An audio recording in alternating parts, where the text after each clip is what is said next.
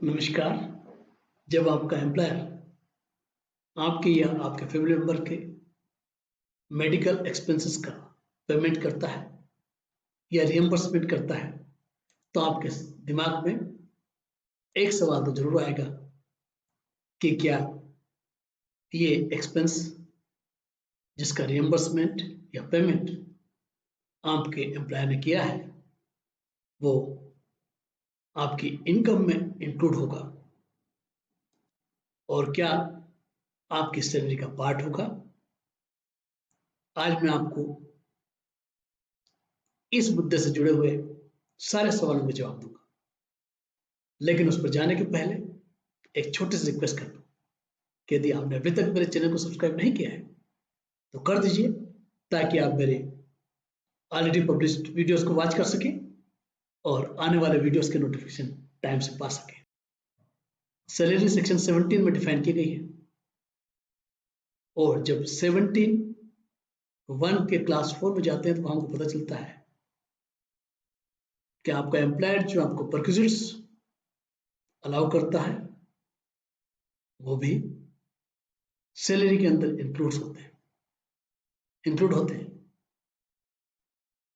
कि कोई भी पेमेंट जो एम्प्लॉयर करता है, जिसका ऑब्लिगेशन एम्प्लॉय का था, तो वो परक्विजिट में शामिल होगा। आपके और आपके फैमिली मेंबर्स के मेडिकल ट्रीटमेंट के ऑब्लिगेशन किसके ऊपर है, किसकी रिस्पॉन्सिबिलिटी है? आपकी। तो क्या जो एक्सपेंसेस का पेमेंट या रियम्बर्समेंट है वो परक्विजिट में शामिल हो जाएगा और under the head salary tax होगा। इसको समझने के लिए आपको सेक्शन 17(2) के फर्स्ट प्रोविजन में जाना होगा, जहां पर कुछ एक्सेप्शंस दिए गए हैं। वो ऐसे पेमेंट रियम्बर्समेंट जो एम्प्लॉयर आपके लिए करता है वो परक्विजिट में इंक्लूड नहीं होते हैं। उसमें लिखा है nothing in this class apply to. इसका मतलब 17(2) के अंदर क्लास 2 ऑफ सेक्शन 17 जो परक्विजिट की बात करता है, वो परक्विजिट्स के प्रोविजंस नहीं एप्लीकेबल होंगे। मतलब परक्विजिट्स नहीं होंगे जिन आइटम की हम बात कर रहे हैं। पहली बात कही गई है कि the value of any medical treatment provided to an employee or any member of his family in any hospital maintained by the employer। Employer का अपना खुद का हॉस्पिटल है, उसके अंदर आपका या आपके फैमिली मेंबर का ट्रीटमेंट होता है, तो उसका जो वैल्यू है आपके ट्रीटमेंट का या आपके फैमिली मेंबर के ट्रीटमेंट का, वो वैल्यू परक्विजिट्स में शामिल नहीं होगी, तो आपके सैलरी का पार्ट नहीं होगी। इसके बाद आप जो एक्चुअल एक्सपेंसेस इनकर किए हैं मेडिकल ट्रीटमेंट पर आपका या आपके फैमिली मेंबर का, उसके लिए यदि आपके एम्प्लॉयर ने पेमेंट किया है तो वो कब शामिल नहीं होगा, हम समझ लेते हैं। यदि ट्रीटमेंट आपका या आपके फैमिली मेंबर्स का गवर्नमेंट का जो हॉस्पिटल है या लोकल अथॉरिटी का जो हॉस्पिटल है उसमें किया जाता है और उसका पेमेंट आपका एम्प्लॉयर करता है, तो परक्विजिट का पार्ट नहीं होगा।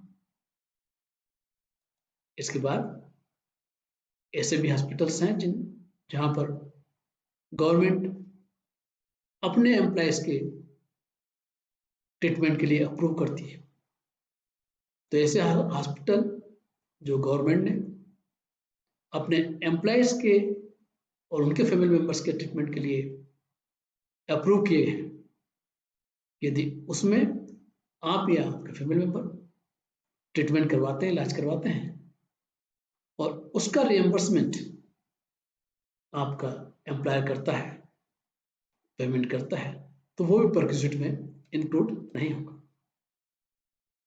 Principal chief commissioner income tax या चीफ कमिश्नर इनकम टैक्स ने जो हॉस्पिटल अप्रूव किए हैं उसके अंदर भी आप ट्रीटमेंट करवाते हैं, तो जो पेमेंट है, जो रिएम्बर्समेंट है, वो परक्विजिट में इंक्लूड नहीं होगा। लेकिन आपको ध्यान रखना होगा कि इन हॉस्पिटल्स में आप जो बीमारियां प्रिस्क्राइब की गई हैं, उन्हीं बीमारियों का इलाज आप करवाएंगे, तभी आपको जो मिला पेमेंट है या रिएम्बर्समेंट है, वो परक्विजिट में इंक्लूड नहीं होगा। तो चलिए हम ये जानने की कोशिश करते हैं कि वो कौन कौन सी बीमारियां हैं जिनका इलाज आप प्रिंसिपल चीफ कमिश्नर या चीफ कमिश्नर ने जो हॉस्पिटल अप्रूव की हैं उनके अंदर करवा सकते हैं। उसके लिए हमको इनकम टैक्स रूल्स में जाना होगा, जहां रूल 3A का सब रूल 2 के अंदर वो बीमारियां प्रिस्क्राइब की गई हैं जिनका इलाज आप प्रिंसिपल चीफ कमिश्नर ने जो हॉस्पिटल अप्रूव किए हैं उसमें करवा सकते हैं। वो बीमारियां हैं कैंसर, ट्यूबरकुलोसिस, एड्स। इसके अलावा ऐसी बीमारियां जो सर्जिकल ऑपरेशन जिनमें जरूरत होती है या उसी तरह के इंटरवेंशंस, उनकी लिस्ट में आपके सामने रख रहा हूं, आप वाच कर लीजिए, आप रूल को भी रेफर कर सकते हैं। इसके बाद कुछ बीमारियां ऐसी हो सकती हैं जिनके लिए आपको हॉस्पिटल में कम से कम 3 दिन तक कंटिन्यूस स्टे हो, 3 दिन या उससे ज्यादा कंटिन्यूस स्टे है, और बीमारियां जो मैं आपको बता रहा हूं उनमें से किसी बीमारी का इलाज आप या आपके फैमिली मेंबर करवा रहे हैं, तो उसका रिएम्बर्समेंट या पेमेंट भी परक्विजिट में इंक्लूड नहीं होगा।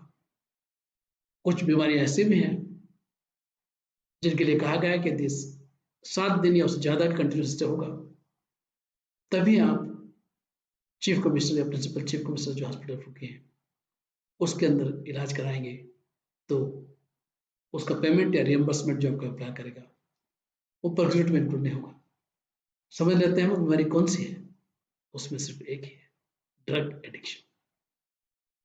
इसके बाद आपके दिमाग में एक सवाल आ रहा होगा कि क्या सिर्फ इलाज करवाने से काम चल जाएगा, सिर्फ रिसीट सबमिट करने से काम चल जाएगा, या कुछ दूसरे फॉर्मेलिटीज भी आपको करना होगी। तो यहाँ पर आपको हॉस्पिटल से सर्टिफिकेट लेना होगा प्रिस्क्राइब फॉर्म में, जिसमें ये स्पेसिफाई क्या होगा ये कौन सी बीमारी का इलाज किया गया है, कितने दिन तक इलाज किया गया है, और आपको एक्सपेंसेस की जो रिसिप्ट है वो भी हॉस्पिटल से लेना होगी, और आप उसको एम्प्लॉयर को सबमिट करेंगे, तभी वो परक्विजिट से एक्सक्लूड करेगा। और इस सर्टिफिकेट और रिसिप्ट की कॉपी अपने पास रखना ना भूलें, क्योंकि हो सकता है बाद में आपका रिटर्न स्क्रूटनी में आ जाए तो आपको एविडेंस देने में कोई दिक्कत ना हो सकता है कि आप देश के बाहर आउटसाइड इंडिया फॉरेन कंट्री के अंदर किसी बीमारी का इलाज करने जा रहे हैं और आपका एम्प्लॉयर उसका खर्चा इनकर कर रहा है, तो क्या उस पर भी आपको छूट मिलेगी, वो परक्विजिट में इंक्लूड नहीं होगा। तो चलिए हम इसको समझने की कोशिश करते हैं।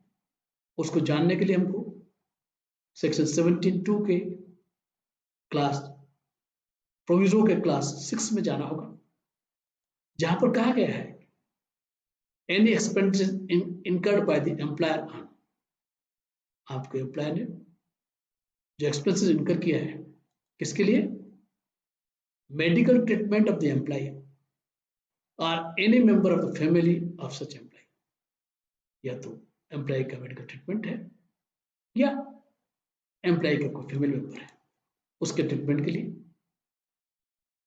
वो एम्प्लॉय या फैमिली मेंबर जो बीमार है वो विदेश में ट्रीटमेंट के लिए जाएगा, तो उसको ट्रेवल भी करना होगा और वहां स्टे भी करना होगा, तो ट्रेवल और स्टे के एक्सपेंस भी वहां पर आपको अलाउ होंगे।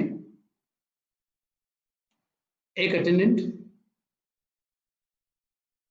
आपके साथ जाएगा, जो भी बीमार होगा उसके साथ एक अटेंडेंट अलाउ होगा, उसके ट्रेवल और स्टे के एक्सपेंसेस भी अलाउ होंगे, परक्यूट में इनक्लूड नहीं होंगे, लेकिन हमको समझना होगा कि क्या उसके लिए कोई मॉनेटरी लिमिट है। तो यहाँ जहाँ कहा गया है कि expenditure on medical treatment in stay abroad to the extent permitted by the RBI, Reserve Bank of India.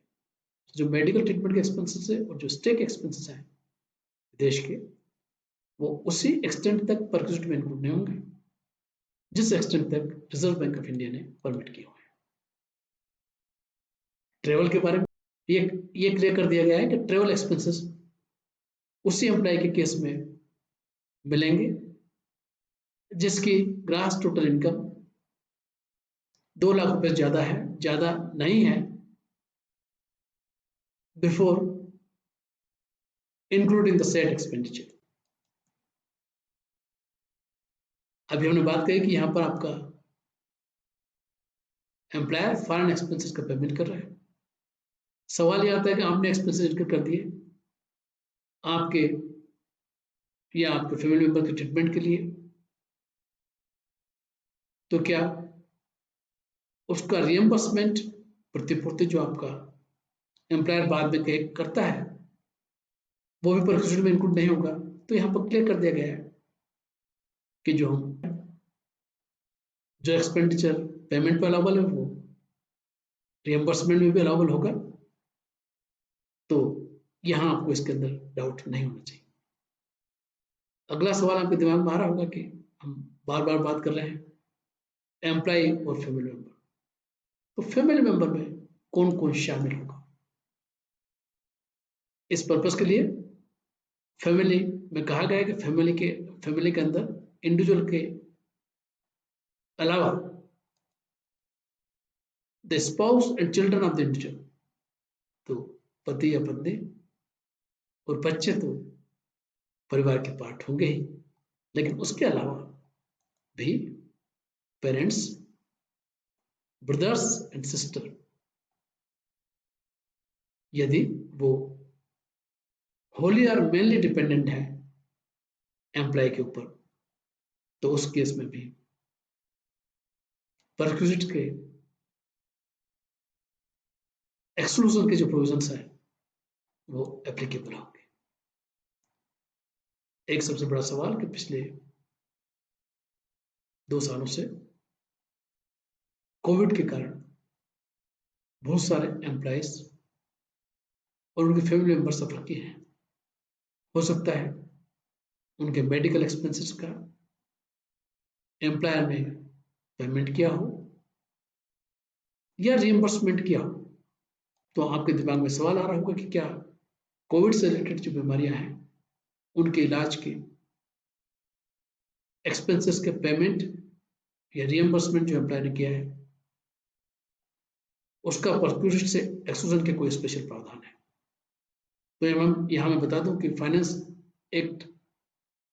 Finance bill 2022 से एक प्रपोजल रखा गया है कि 1/4/2020 के बाद यदि कोई एक्चुअल एक्सपेंसेस इनकर किए हैं on the treatment of employee और फैमिली मेंबर और उसका पेमेंट एम्प्लॉयर करता है, तो उसको परक्यूट में इंक्लूड नहीं होगा। लेकिन कब? इसके लिए क्लास सी के अंदर कहा गया है जो in respect to any illness related to कोविड-19 subject to such conditions as the central government may in this notification of official gazette specify in this behalf। सो हमको इंतजार करना होगा कि कोविड-19 से रिलेटेड एक्सपेंसेस का एम्प्लॉयर द्वारा पेमेंट परक्यूट में इनक्लूड तो नहीं होगा, लेकिन ये कब इनक्लूड नहीं होगा, क्या क्या कंडीशन होंगी, उसके लिए हमको फाइनेंस एक्ट के आने का और गवर्नमेंट के नोटिफिकेशन का इंतजार करना होगा।